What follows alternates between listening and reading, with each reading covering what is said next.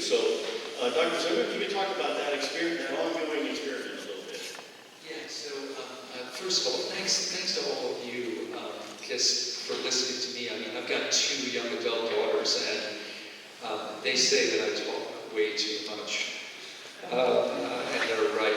So I'm much more interested in hearing from you than hearing the sound of my own voice.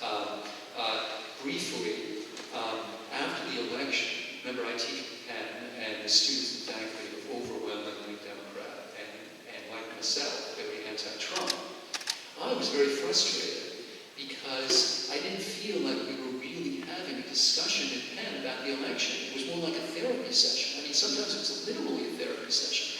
Like, they would just block off rooms and they'd say, like, come in to mourn the election. And look, again, I'm trying to be as transparent as possible. I was mourning too. I mean, I fully expected Hillary to win, and I was despondent when he did.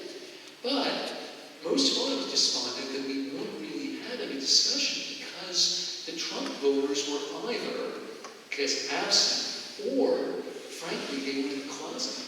A couple of them like came out to me in my office. You know, they didn't want anyone else to know. That can't be good, right? It can never be good for dialogue and democracy when people are hiding what they think. But I realized that at Penn that was probably inevitable, and so what I did was I made some calls and got in touch with somebody that I know at Cairn University, which is formerly Philadelphia Bible College. Now, because this is a Christian school, I bet there are people here that have heard of Cairn University.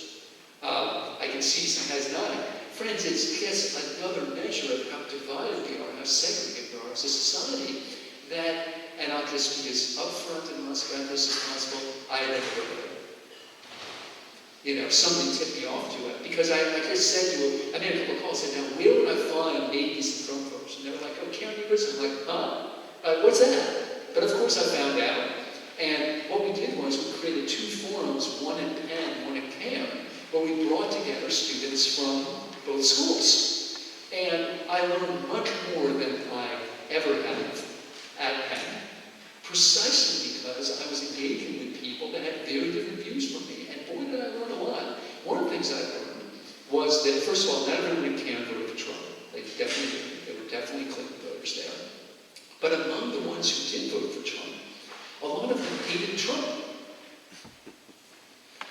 Like as much as I did. Yeah.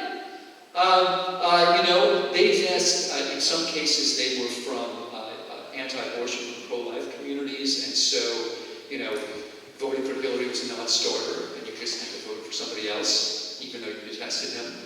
Sometimes they were just so alienated from all of politics that they just wanted to vote for somebody that wasn't a politician. I'll be honest with you, I find that preposterous. Like, if I have an appendicitis, like, I want a doctor. Like, I don't want an amateur, you know? I was astounded by that argument that you would want somebody, and indeed prize somebody precisely because they don't have experience in politics. To me, that is like having, like, an amateur do your appendix. But again, it was hugely enlightening. So I'm not saying I agreed with everything I heard. Absolutely I didn't. But what was great about it was that I actually learned what people on a different team were thinking.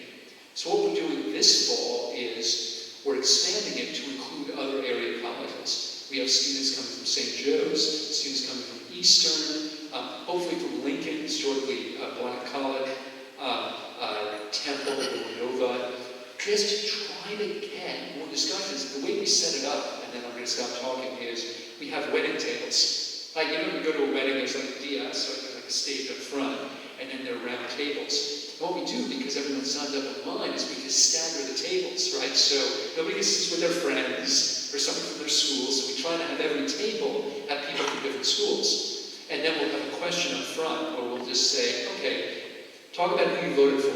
Go. And we'll have people talk for 7 to 10 minutes, and then we'll have a new question. You know, what do you think we should do about North Korea? Right? 7 to 10 minutes. What do you think we should do about healthcare?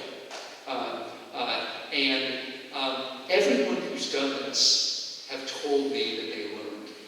And, you know, look, I am an educator, right? I mean, that's like kind of the bottom line, right? I mean, if you come away from this morning having not learned anything, I suck. All right? I mean, my job is to help you learn. But again, I think it becomes increasingly difficult if you're in a bubble of people that just agree with you.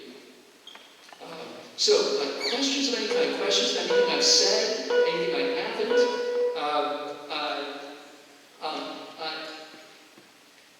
Do you have debates with friends who voted or would vote a different way from you? Or is that just too awkward and you blow it off? Not everyone at once. Take your time on this one. Yeah. Sir, your name? Dylan.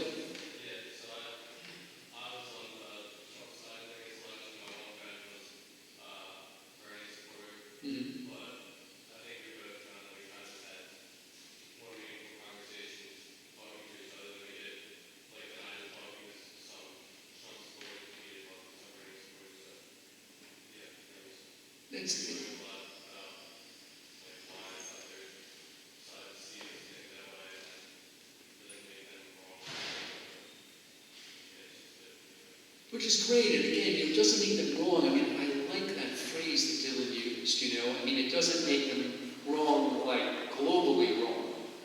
But I'll be honest with you, this one was really hard for me during the election. Because again, I felt very strongly, not just about Trump's opinions, as best I could figure them out, but also some of his behaviors. I mean, could we just say Billy Bush tape? Like, you all know what I'm talking about, right? Look, I'll be honest with you.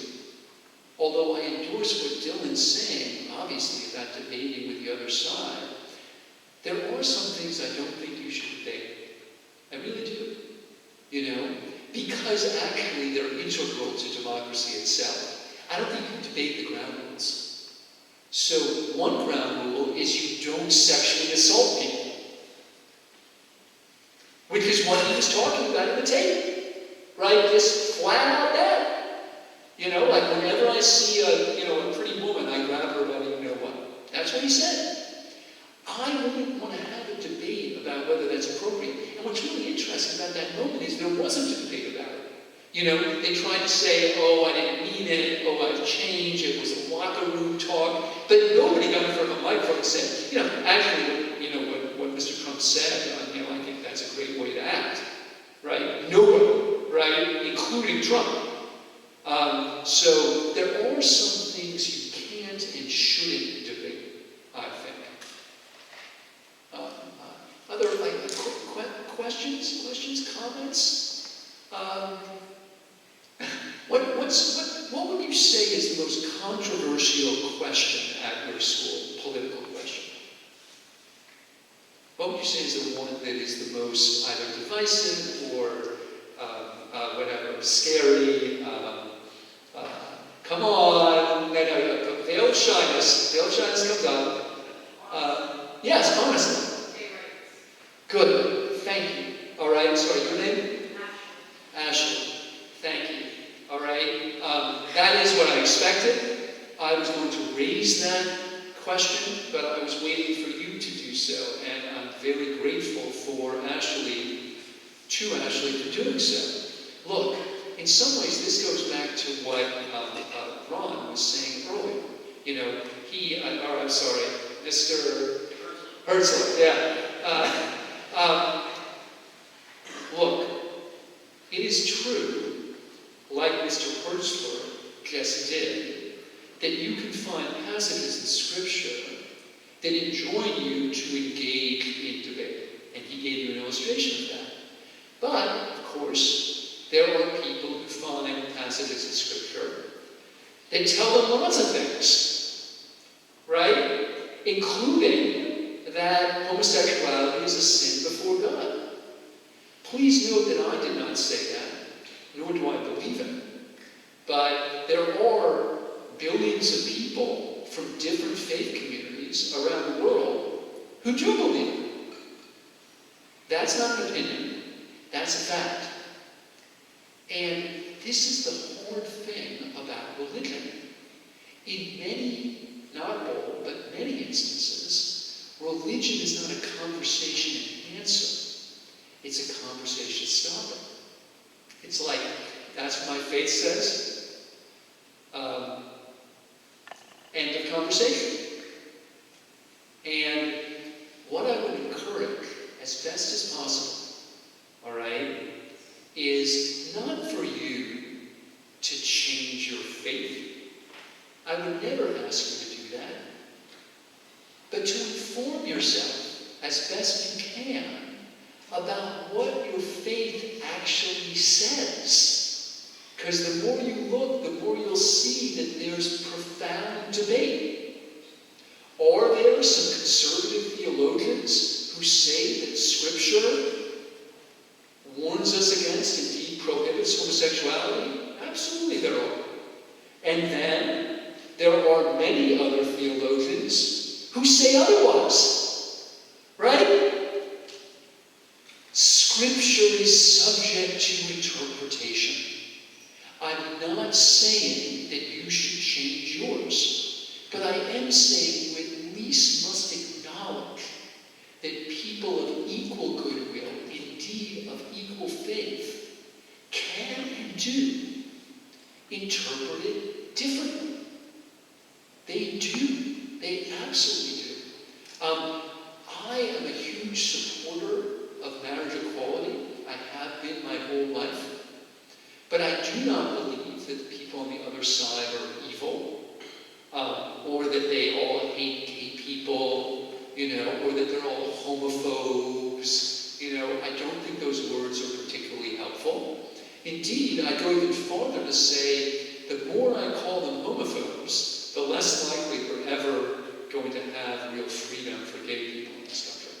Because calling them homophobes will just turn them right off. They just have a different view than I do. And when I was a high school teacher, this was a long time ago. Ashley would never even have raised this question. And this is how old I am, 1987. But I remember coming up in a social studies class. And I remember a student saying, well, obviously God didn't want that. And I said, well, how are you so sure? And the student said, well, because, only a man and a woman can make a baby. And so obviously, that's what God wanted people to do. And I said, so that means that if a man and a wife make love with contraception, that would be sinful too, right? Because that doesn't make a baby. Or, and now, you know what I'm talking about. We're grown-ups. If a man and a woman engage in some other sexual act that doesn't lead to pregnancy, that would be a sin too. And some of the students like, oh my God, I don't know. And that's what we need, all right? Even though it's hard, we need more, I don't know. Like, do I really believe that? Why do I believe that? And friends, here's the hardest one, since all of you were still in high school. Is the only reason I believe it because some other person told me? Friends, that's really what I'm talking about. The hardest thing for any human being to do is to make up their own mind. Not just echo what some parent or teacher or shock jock says, but just decide, do I really think that? And in a question like gay rights, it's incredibly hard, in part because it's so closely tied to faith communities. But again, I would encourage you not to take that at face value and to look much more carefully about issues in those communities. I'm sure you could find all kinds of disagreement amongst yourselves about this question, and that's precisely my point. You're all part of a faith community, but you don't agree. And that suggests to me that there isn't one single scripturally hinted correct view of this question. Other issues that have come up. Yes, so your name? Daniel. Daniel. I'm a senior, and I really liked your MSNBC Fox News example, and I try to partake in that too. But I think there's a lot more left-leaning and liberal faculty here. But when we walk in the chapel, I feel like so many more times we hear liberal. We don't get a conservative viewpoint. Interesting. So I find it really cool that you do that, but I don't think that happens a lot here. And Daniel, could you give me an example when you say you feel like you get an overwhelmingly liberal viewpoint? What would an example be? So last week we had a spiritual life emphasis week. Mm-hmm. Someone came in and she talked about how we should be a body of Christ, but then she talked about how we should repeal DACA and very controversial things like, oh yeah, you should house immigrants in your house, illegal immigrants, if you want to do that, if you feel called to that. But for some of us who have parents in the military or law enforcement, we probably feel very hurt by that. So that's a great example. I find it very hypocritical sometimes. You say oh yeah, we should be open to opinions, but then not you, but people who come here too sometimes do that. It's harmful, not helpful. Well, here's the thing. First of all, I think Daniel's example is a superb one. And I felt that over the weekend with all this stuff about the NFL and kneeling. That is, I felt like, even though I'll be honest, I admire the players that have taken a stand and tried to use this to make a point about criminal justice in this country. I totally understand that other people see this issue differently, and especially people who have been in the military, like that guy in the Steelers. I totally get it, 100%. But there's one point of Daniel's statement I'd like to call your attention to, which I also think is one of our challenges now. Daniel, I admire what you're saying, and I agree with you about the biases that were reflected, in your telling. But at one point you said that those of us who, had parents in law enforcement, military, they would be hurt by that. I do wonder about that metaphor. I've only talked to you for 3 minutes, but even though you were, I think, properly annoyed and perhaps a little offended by this bias, were you hurt by it? Honestly? Hurt? Injured? I can't look into your soul, right, and tell you if you were or not, okay? And maybe you were. But I think what I can say is that the more we use metaphors like that, the harder it becomes just to talk, right? Because, friends, I know sticks and stones, all that stuff, right? It's real, right? Words, of course they can offend, and of course, sometimes they can injure. But if we socialize people to feel injured whenever they hear a controversial word, everything gets worse. In the university, this is a huge problem. Microaggressions and trigger warnings and all this stuff, it's like we're teaching people to feel injured rather than just, discomfited, annoyed, sometimes offended, sometimes insulted. To me, those are different adjectives than injured. Injured to me means something very different, much more serious. Daniel, right? Oh no, that's Daniel. Dylan, yeah.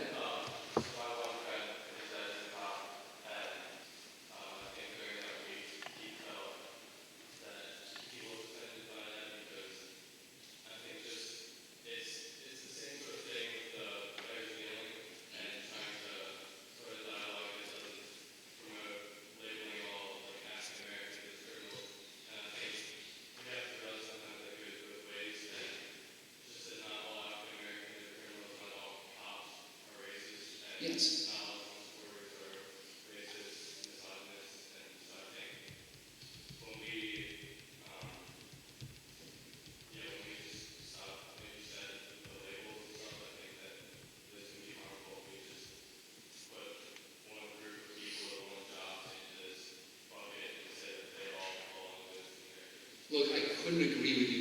with respect about the labels, but here's the thing, and this is, if you or your family are Trump supporters, let me just plead with you, all right? Please tell the president to stop with the labels. Like, that's just over the line. I agree with everything that Dylan said about the problems of labels, but the president uses a label every day, calling people all kinds of names. He did it over the weekend too, right? So again, like, you can debate whether Colin Kaepernick should be able to kneel. But should the President of the United States be calling him the son of a bitch? I say absolutely not, no matter who the president is, no matter what you think about Kaepernick. I just think it's over the line. Yeah. So I think whether the president uses that type of language or whether anybody else uses that type of language doesn't affect whether I have to act like that. And so I think it's not my job to criticize somebody else and their behavior. I can call them out and say, like, this is not okay to be doing, but at the end of the day, I think sometimes we'll look at that and say, no, that's not okay, and I'm going to change this. Well, look, I agree with that too. The only thing I would say is, in a democracy, we elect our leaders, right? And we have to decide what's legitimate behavior by our leaders, right?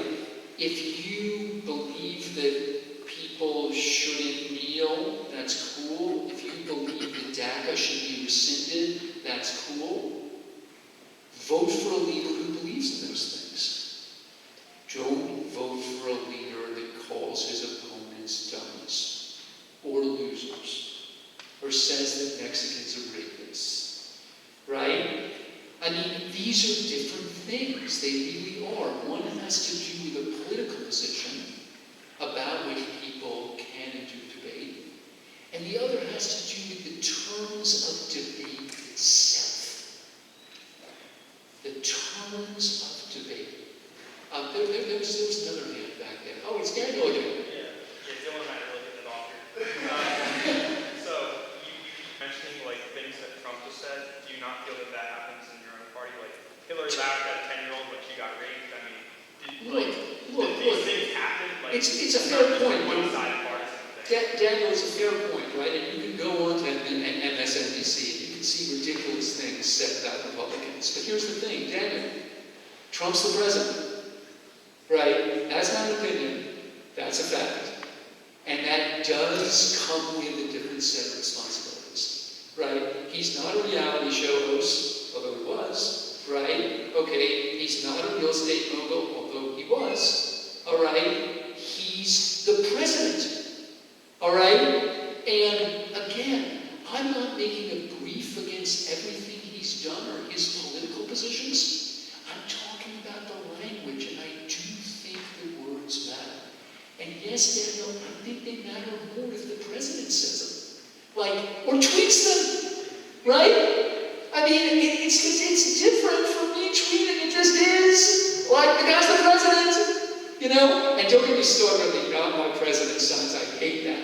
Like, no matter who you are, he's your president. Don't have to like it, all right? That's like saying 1 and 1 is 3. Donald Trump's your president. If you're an American, don't have to like it, all right? I don't, all right? He's my president, right? Enough already. He's your president. Yeah, I'm sorry, your name? Your name? Yeah.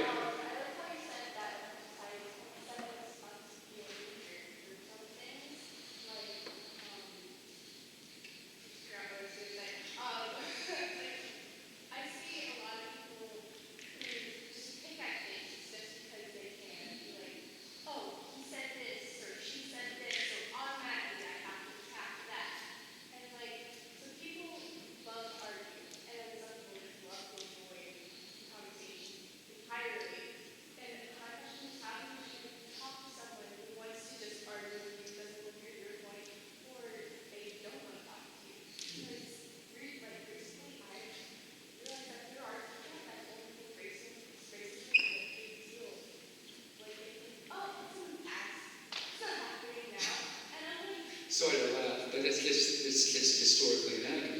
It is. How do you sit in class, hear about this, and then think, oh,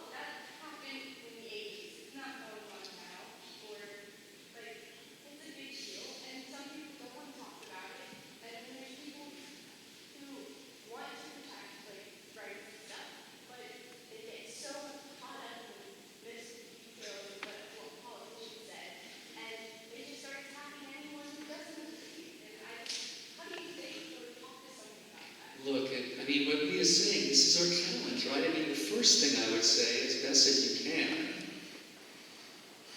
get off your phone. I mean, you'll see, I've got the last flip phone in America. All right? And one of the reasons is, I just think social media is a terrible place to have this sort of debate. You know, because it gets so easy to flame. Right? Thumbs down, thumbs up. Yeah, right on, or worse than that.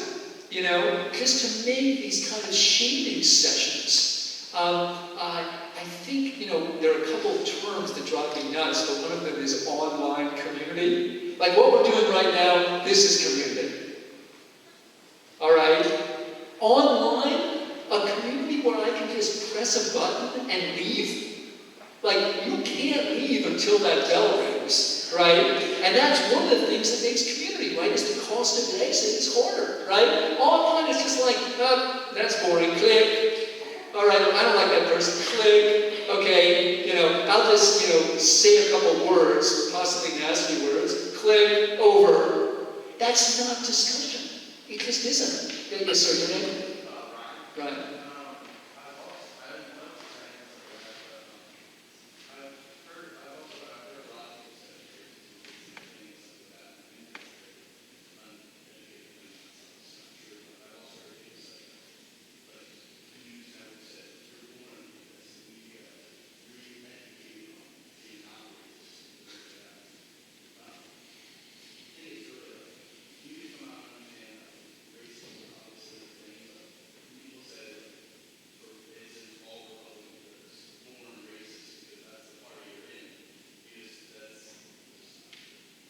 Here's the thing, we have to find a place in idiom where we acknowledge the history and the role of racism in our society without using the term racism as a weapon.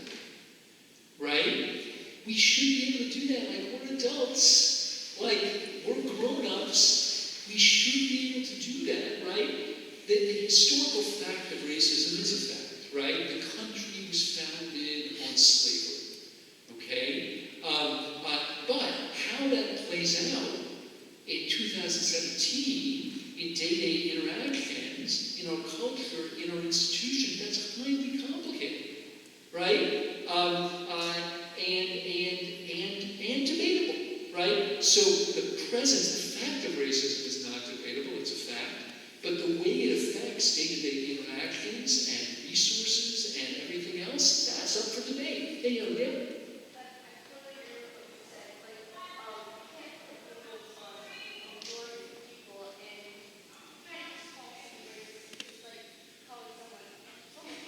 Yes. It is a conversation starter. And what do you expect the other person to say? Oh yeah, you're right. You know, I am a racist. Thanks for letting me know. You know, like, I mean, I've lived in ignorance for so long, right, not knowing about my racism. Now, oh, Maz, thank you. Yes, sir, your name? What's your name, sir? Steve.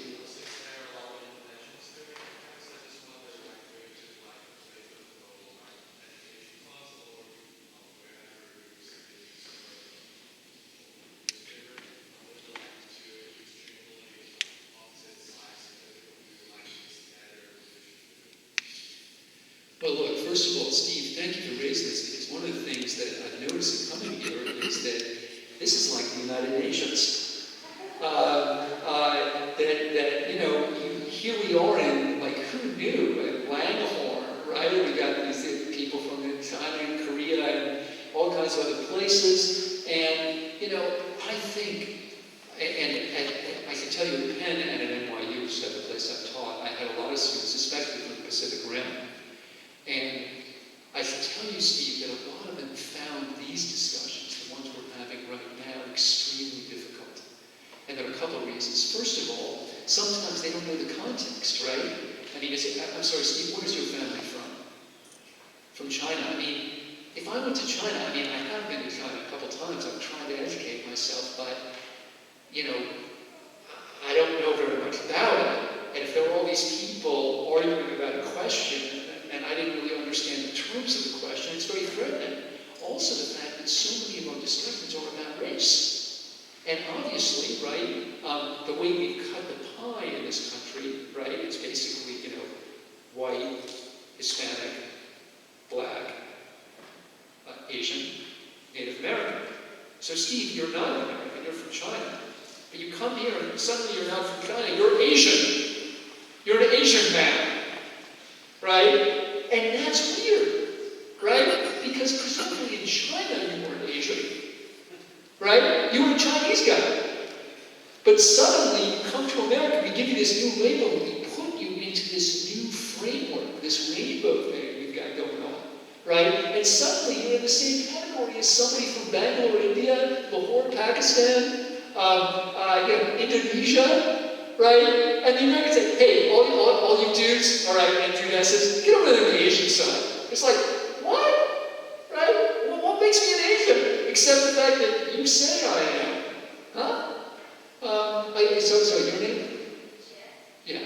Back to the problem on campus, there's definitely a very stereotype and racial prejudice on campus. And could you give me some examples? For example, last year in calculus class, the guy sitting next to me asked me questions. So I was like, it's easier if you do it that way. And like, he just interrupted and said like, of course it's easy for you, like you're Asian. I'm sorry. Look, I'm sorry. And look, this is one of the really hard things about the way that race and racism works in this country, is that it's a shortcut for our brains. Our brains are overloaded, right? And so instead of thinking about the situation, or in this case, thinking about how that person's comment might be received, we just say it. But what's interesting about racial stereotype is that, it can be, quote, positive as well as negative, right? I'm not sure, but I suspect that the person made this comment, if they're listening, they would say, like, how's that insulting? I mean, I was praising her. Like, you Asians rock in math. But, now come on. When you say, well, God, you Jewish people are really good at business. You Italians are very good gangsters. You're really good at that. I mean, I saw The Sopranos, what that does is it just takes away people's individuality. That's what it does.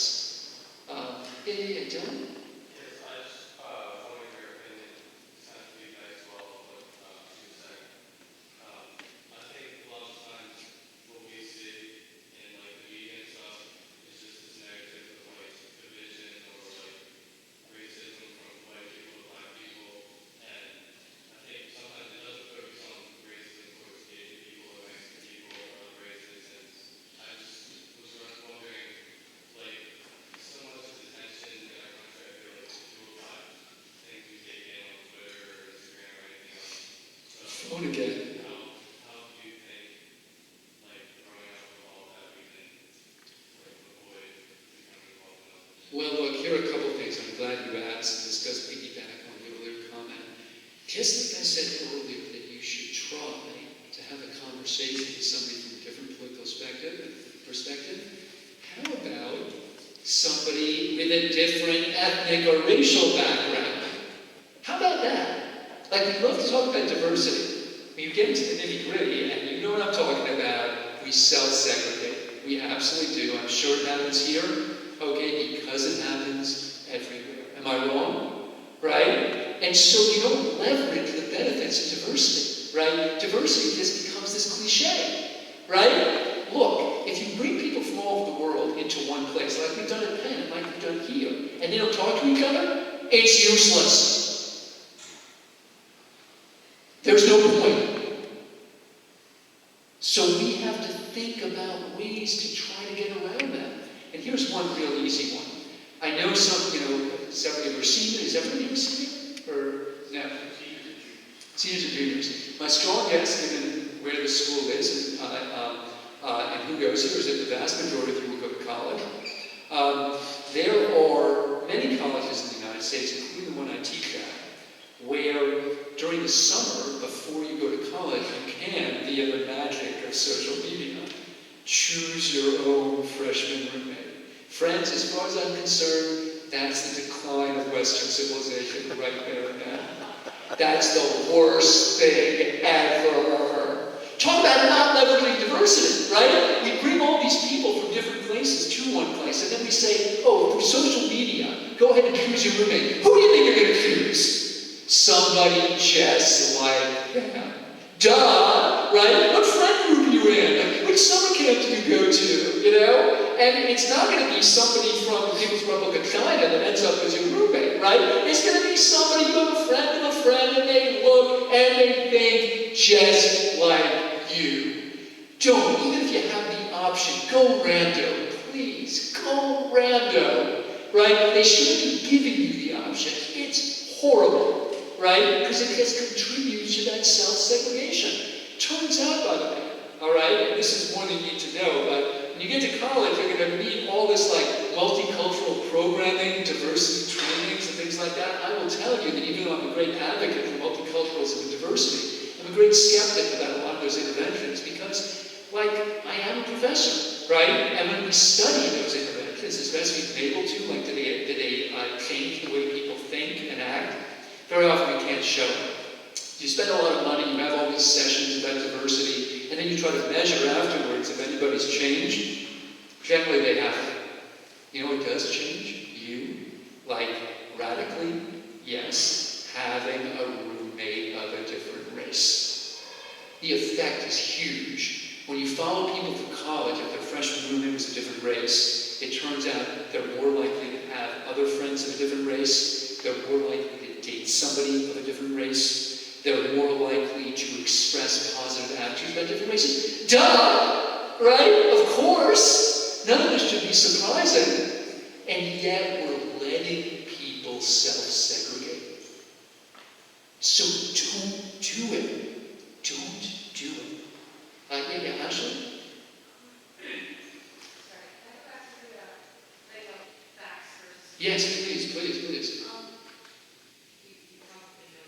like if you sometimes if you tell someone facts, that can make them believe in their opinion even more so that way.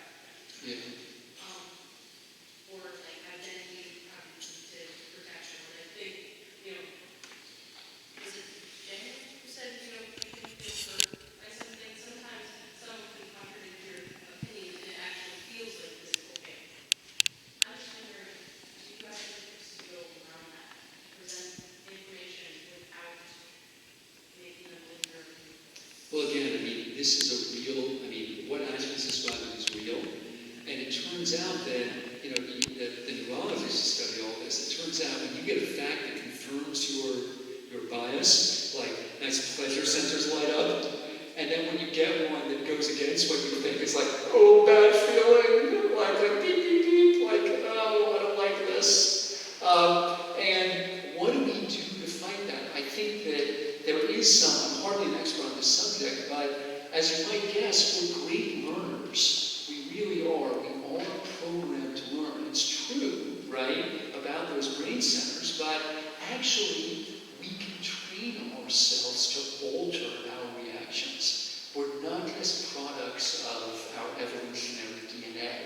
We're also products of our practice, right, and of our socialization, And it turns out that actually, the more you have experience with being exposed to, let's just call them bad facts, the less each one hurts. Which is kind of what you would expect, right? Because you get used to it. You're like, all right, that person, that's what they think, or it's true, right, that what they just said is true. Well, I still think what I think for the following reasons, but, well, the other thing that might happen is you'll start to nuance your view a little bit, right? Friends, really the worst thing on the land right now is what I call all-or-nothing politics. So it's like, my team or your team, my way or the highway, I told you what I think about DACA, but I'm also telling you that I think there's some good economic evidence that suggests that when you bring in poor and uneducated immigrants, that wages for poor, uneducated Native Americans, as it were, people who are already here, go down.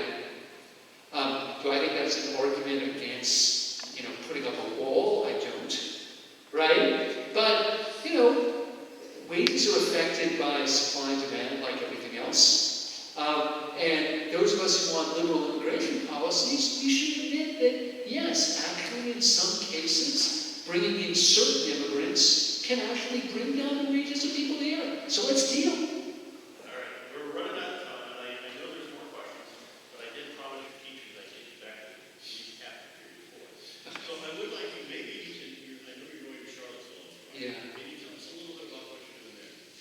Well, what I'm doing in Charlottesville is I'm giving a talk about healing our differences, which is, by the way, not a metaphor I like, and I didn't choose. I don't like the healing metaphor, because again, to me, it's like in all that urban injury zone. Like, I think we gotta get away from those like medical metaphors, because I just don't think they help very much. I don't think there's any healing that's gonna happen. By the way, I forgot to tell you, I'm married to a physician, and she actually heals people. All right, instead of just like ask them another question, that's generally what I do. All right, so I know the difference. But what I am going to try to do is actually make the distinction between opinions that should and must be debated and opinions that should and must be rejected. The people you see on the Vice video, they've got opinions, and they're citizens, and they're voters. And by the way, I totally support their right to say whatever they want. But I don't want to debate about whether, quote, Jews will not replace us, which is one of the things they were screaming, right? Or a debate whether white people should continue to rule both the country and the earth. So how do you make a place where you debate things that are debatable, but also flat out reject things that are hateful? I should tell you, though, just to be clear, that for me, the real reason we shouldn't debate what the Vice people said, the Vice people, the marchers in Charlottesville, it's not that it's because it's hateful, although actually it is. It's because they're actually wrong. Like, sometimes people are. Like, if you say that one race is naturally endowed with more intelligence than another, it is an offensive and hateful remark. But you know what?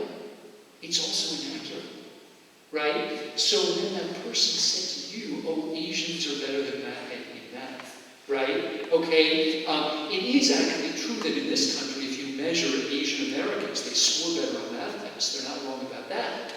But I have a feeling your friend was saying something different, right? Saying something, oh, this is like in your DNA, right? Like naturally Asians are better than men. That's just not true, right? That's just true. There's no math gene in Asians, all right? It's just actually false. And so distinguishing between those things, I think, is hugely important. Well, I want to thank you a whole lot.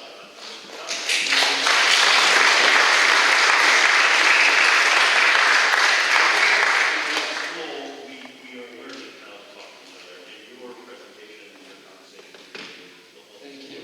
You're way ahead. We need more people to do what you're doing. You're way ahead.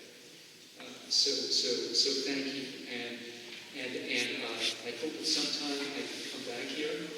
But thank you so much. Thank you so much for